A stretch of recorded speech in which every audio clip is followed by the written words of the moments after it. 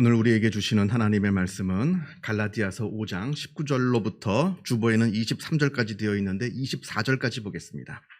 갈라디아서 5장 19절로부터 24절까지 말씀이 되겠습니다. 신약 성경 308면에 있습니다.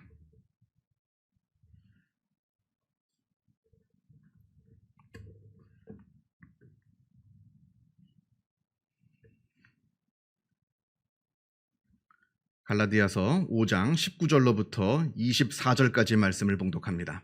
이 계시의 말씀을 봉독할 때에 살아계신 하나님의 음성을 다 함께 들으실 수 있기를 바랍니다. 육체의 일은 분명하니 곧 음행과 더러운 것과 호색과 우상 숭배와 주술과 원수 맺는 것과 분쟁과 시기와 분냄과 당짓는 것과 분열함과 이단과 투기와 술 취함과 방탕함과 또 그와 같은 것들이라. 전에 너희에게 경계한 것 같이 경계하노니 이런 일을 하는 자들은 하나님의 나라를 유업으로 받지 못할 것이요 오직 성령의 열매는 사랑과 희락과 화평과 오래 참음과 자비와 양선과 충성과 온유와 절제니 이 같은 것을 금지할 법이 없느니라. 그리스도 예수의 사람들은 육체와 함께 그 정욕과 탐심을 십자가에 못 박았느니라. 아멘. 신약 성경 요한복음 8장을 보면 가늠하다가 현장에서 발각이 되어서 붙들려 온 어느 여인의 이야기가 나옵니다. 현장에서 발각이 되어서 사람들에게 끌려와 지금 예수님 앞에 서 있습니다. 성난 무리들이 그 손에 큰 돌을 하나씩 들고 예수님께 묻습니다. 이 여자가 가늠하다가 현장에서 붙잡혔나이다. 모세 율법에는 이러한 여자를 돌로 치라 명하였거니와 선생은 어떻게 말하겠나이까? 지금 사람들이 예수님께 묻는 것은 이 여자가 유죄이냐 무죄이냐, 우선은 이걸 묻는 겁니다. 당연히 유죄죠. 현장에서 발각이 됐는데 여기에 무슨 변명의 여지가 있겠습니까? 당연히 유죄입니다. 또한 그러하기에 예수님께 계속해서 묻습니다. 예수님에게 계속해서 묻습니다. 그렇다면 예수님 당신은 이 여자에게 어떠한 형벌을 내리겠습니까? 율법에 따르면 이 여자는 죽어야 한답니다. 그렇다면 예수님 당신은 이 여자에게 어떠한 형벌을 내리겠습니까? 여러분, 이 사람들의 모습이 바로 우리 모두가 세상을 살아가는 방식이라 말할 수 있습니다. 지금 온 세상을 한번 쭉 둘러보세요. 모든 사람들이 다른 사람의 잘못을 따지느라 혈안이 되어 있습니다. 어디를 봐도, 또 어느 곳을 봐도 마치 이 여인을 끌고 온 성난 무리들처럼 서로를 비난하면서 서로가 서로를 죄인이라 정죄합니다. 이것이 우리가 살고 있는 이 세대의 현주소이고 바로 우리의 자화상이라 말할 수가 있습니다.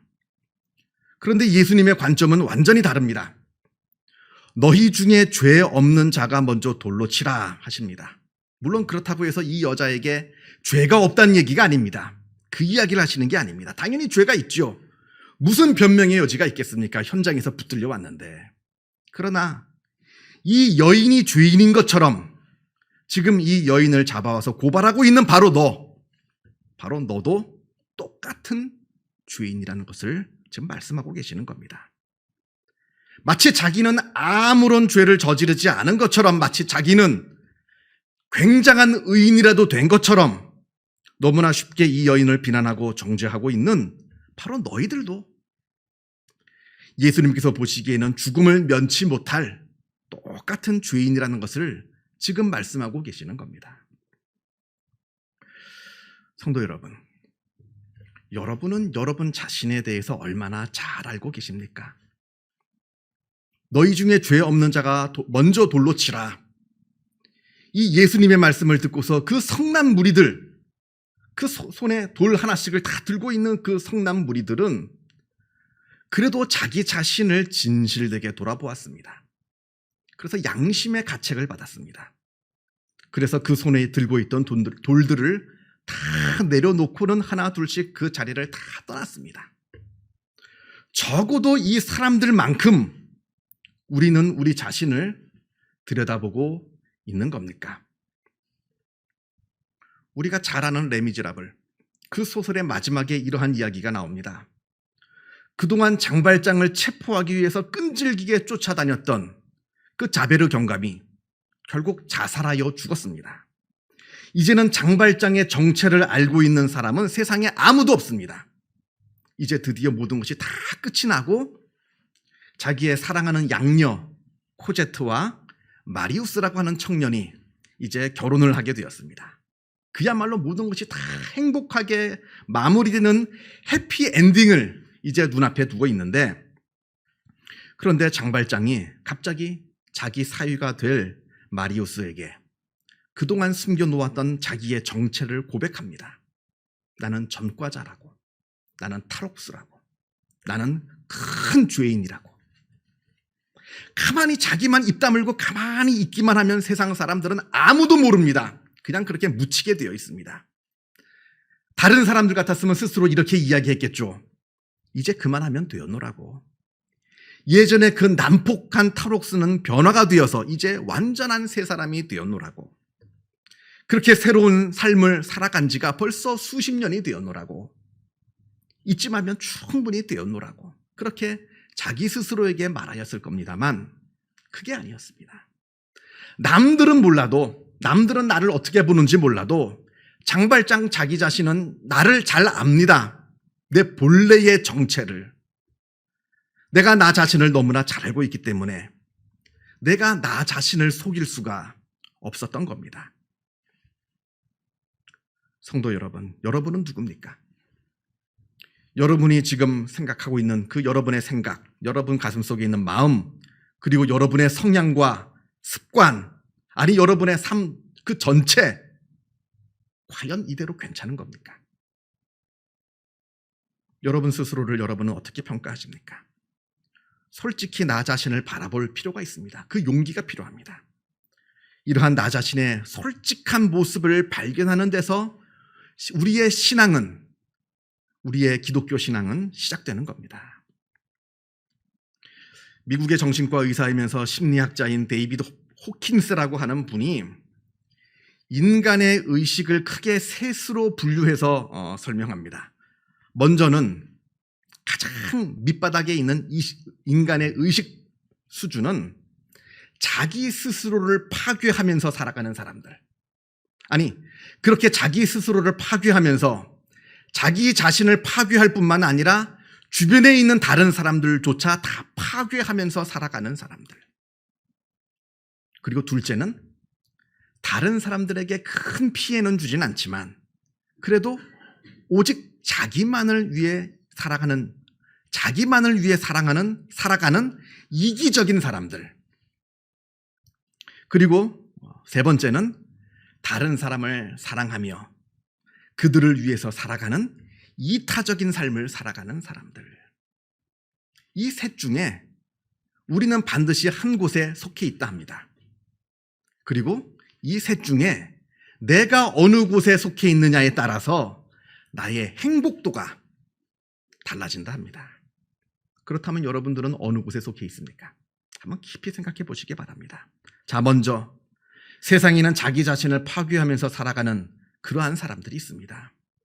자기의 존재 가치를 다 잃어버린 채 스스로를 비하하고 스스로를 경멸하면서 살아가는 사람들. 그러한 사람들은 자기 자신뿐만 아니라 다른 사람들도 똑같이 다 비하하고 다른 사람들도 다 경멸하면서 살아갑니다. 왜냐하면 인간이란 자기 자신을 바라보는 눈으로 세상을 바라보기 때문에 그러합니다. 나 자신을 돼지로 여기면요, 세상 모든 사람들이 다 돼지로 보입니다. 나 자신을 군자로 여기면 세상 모든 사람들이 다 군자로 아름답게 보입니다. 나를 누구로 보느냐, 그 눈으로 세상을 바라본다는 겁니다. 그래서 여러분,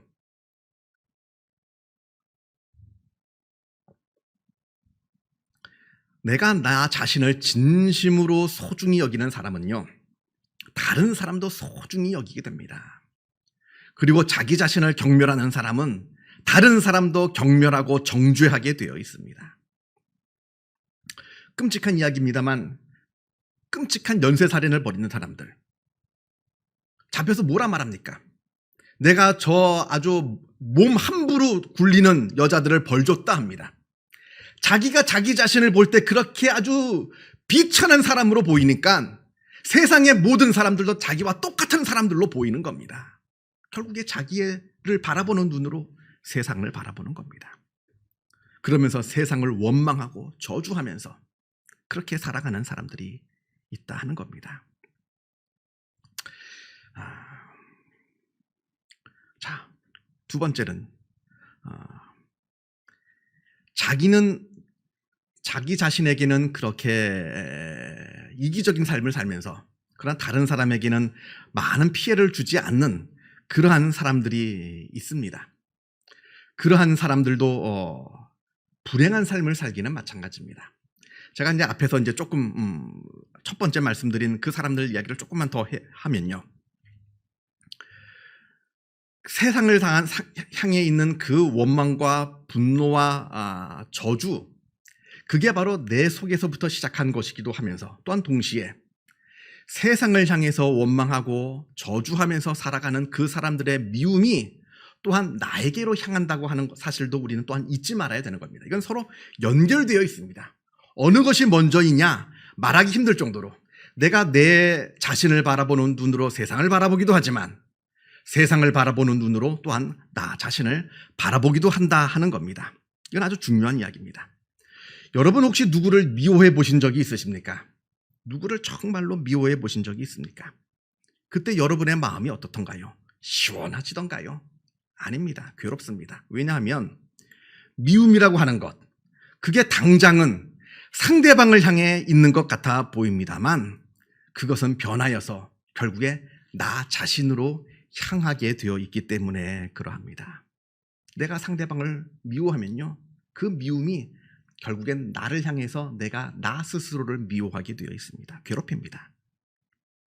그래서 여러분, 자신을 비하하고 자신을 경멸하는 사람은 다른 사람을 비하하고 다른 사람을 경멸합니다. 또한 반대로 다른 사람을 미워하고 다른 사람을 원망하는 사람은 결국 나 자신을 미워하고 원망하게 되어 있습니다. 악순환입니다. 악순환. 어디에서부터 시작되는지 모르겠어요. 악순환입니다.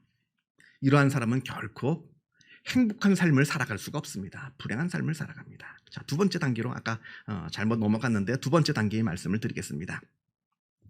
다른 사람에게는 아무런 피해를 주지 않으면서 자기 자신만을 위해 살아가는 그런 이기적인 사람들, 물론 자기 자신을 파괴하고 다른 사람을 파괴하는 사람들보다야 훨씬 나은 삶을 살고 있습니다만, 그러나 이러한 사람들도 불행한 삶을 살기는 매 마찬가지입니다.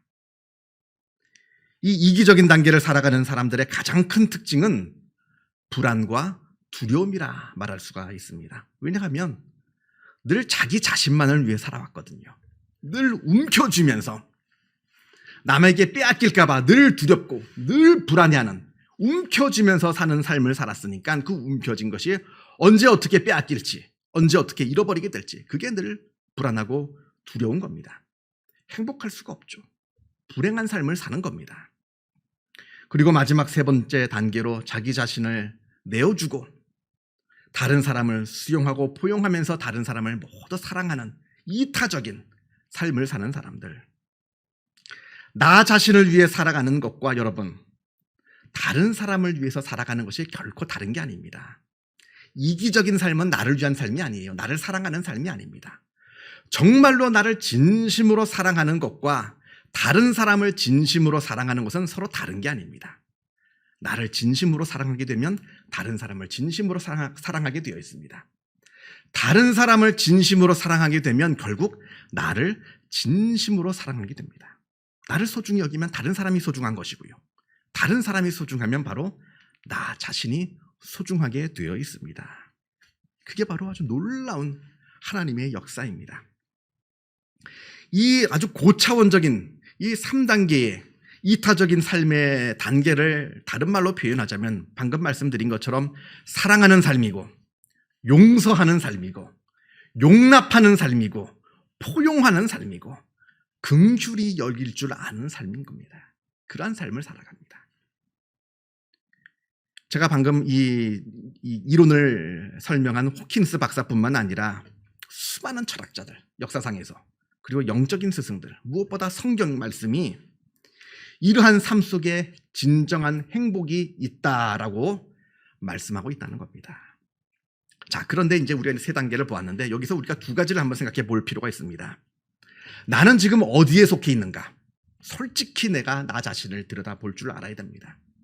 나는 나 자신도 파괴하고 내 주변 사람들도 파괴하는 가장 밑에 있는 1단계적인 삶을 살아가면서 마치 나는 굉장한 행복을 누리고 있는 것처럼 착각해서는 안 된다는 겁니다.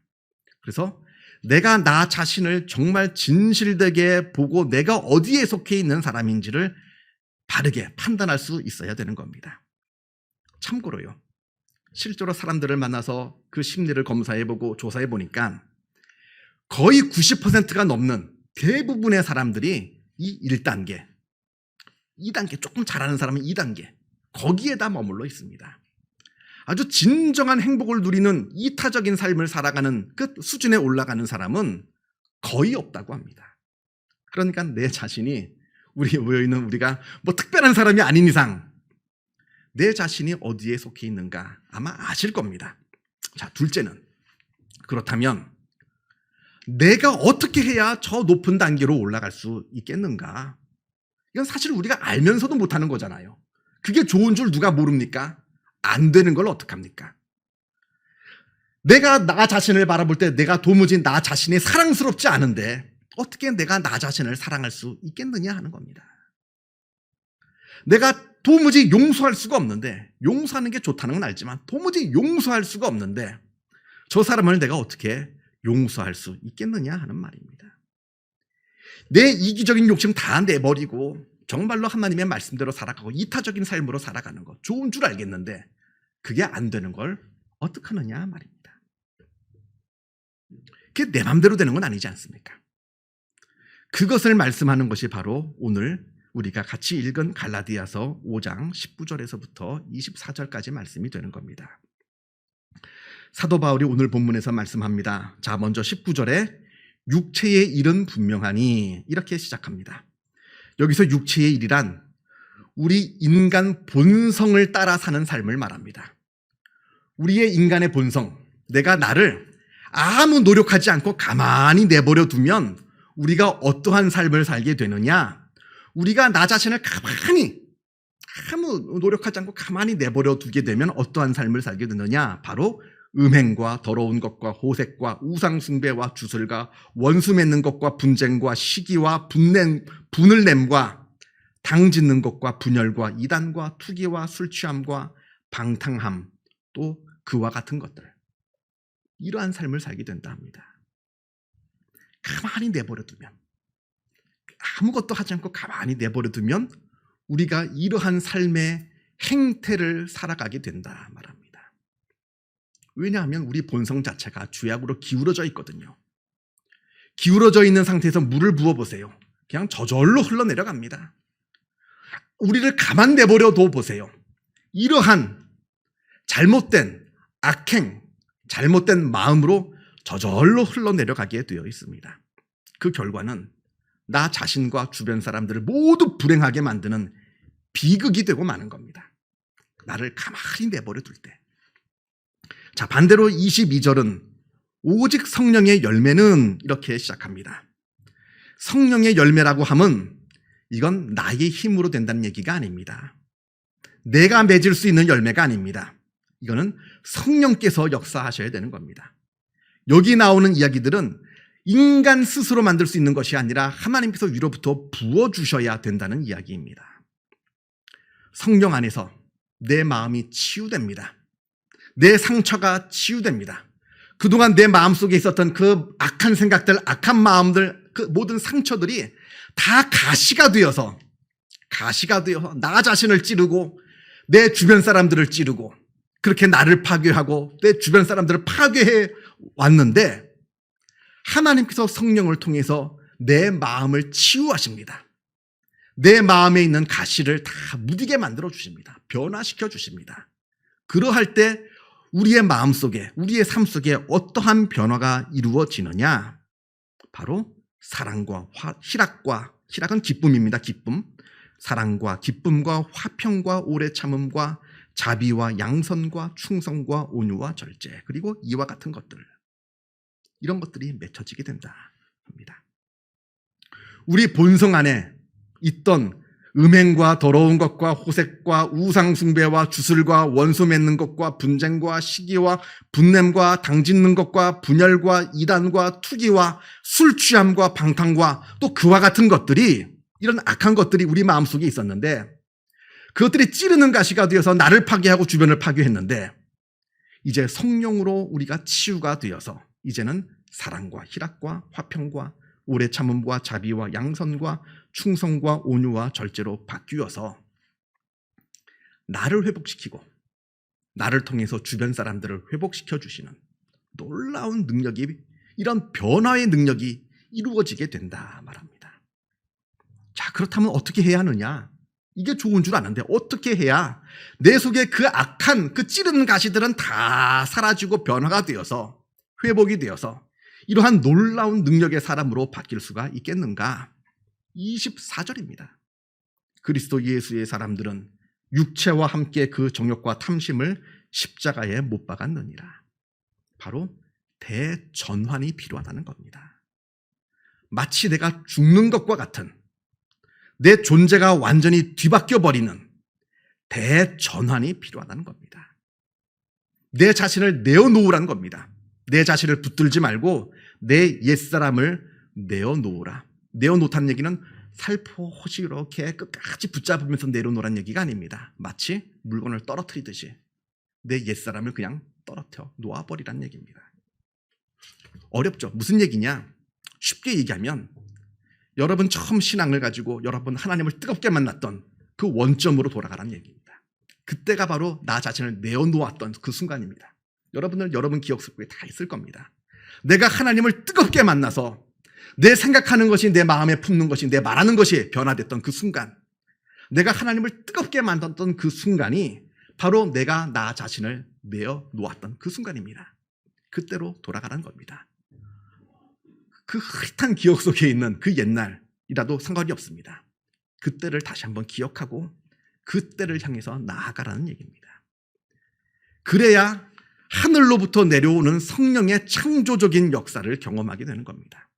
혹시 나는 그런 경험을 한 번도 해본 적이 없다 하시는 분도 괜찮습니다. 그러한 놀라운 경험의 순간이 있다는 것만 기억하세요. 그리고 그것을 향해서 나아가는 겁니다. 사모하는 겁니다. 하나님께서 성령의 역사를 부어주실 때 막지만 마세요. 교회 가라 말씀하실 때 교회 가시는 겁니다. 기도하라 말씀하실 때 기도하는 겁니다. 말씀을 펴서 읽으라 할 때 말씀을 펴서 읽는 겁니다. 나 자신을 붙잡지 말고 내어놓고 하나님께서 말씀하시는 그 순간순간에 순종할 때 성령의 놀라운 역사가 내 안에 임하게 되는 것이고, 그 성령의 역사가 나를 변화시키는 겁니다. 지금 그러한 삶을 살고 계시는 분들은 행복한 분들이시고, 만약에 그러한 삶을 잊어버리고 과거의 경험으로만 갖고 계신 분들은 그 경험, 그 과거의 기억을 다시 한번 되찾으시고, 그리고 아직 그러한 경험을 하지 못하신 분들이 있다면 그러한 경험이 있다는 것만 알고 나 자신을 내려놓고 하나님의 말씀에 순종할 때 성령께서 나를 변화시키고 성령께서 나를 붙드시고 인도하시는 놀라운 능력을 경험하게 될 겁니다. 이 놀라운 경험을 체험하시고 누리시며 살아가시는 복된 성도들 다 되시기를 주님의 이름으로 축원합니다. 기도하겠습니다. 사랑과 은혜가 충만하신 하나님 아버지, 감사합니다. 우리들을 하나님의 자녀로 삼아 주시어서 하나님의 놀라운 은혜 가운데 살게 하여 주심에 그 은혜에 감사를 드립니다. 그러나 우리는 연약하여서 그 은혜를 쉽게 잊어버리고 세상 속에서 살아가는 연약한 존재의 힘을 주님께서 우리를 불쌍히 여겨 주옵소서. 아버지여, 우리가 하나님을 바라보게 하여 주시고 나 자신을 내어놓게 하여 주시고 내가 그리하여 성령으로 다시 충만해지고 성령으로 내 존재가 전환되는 그 놀라운 경험을 다시 경험하게 하여 주시고 다시 깨달아 알게 하여 주시어서 하나님께서 주시는 그 성령 충만의 경험을 누리며 살아가는 우리의 삶이 되어지게 하여 주시고, 그리하여 그 성령 충만함으로 말미암아 우리가 나 자신을 치유하게 하여 주시고 또한 내 주변을 치유하며 회복시키며 나아가는 능력의 사람들이 다 되어지게 하여 주옵소서. 모든 것 주님께 감사드리오며 이 모든 말씀 우리 주 예수 그리스도 이름으로 기도하옵나이다. 아멘.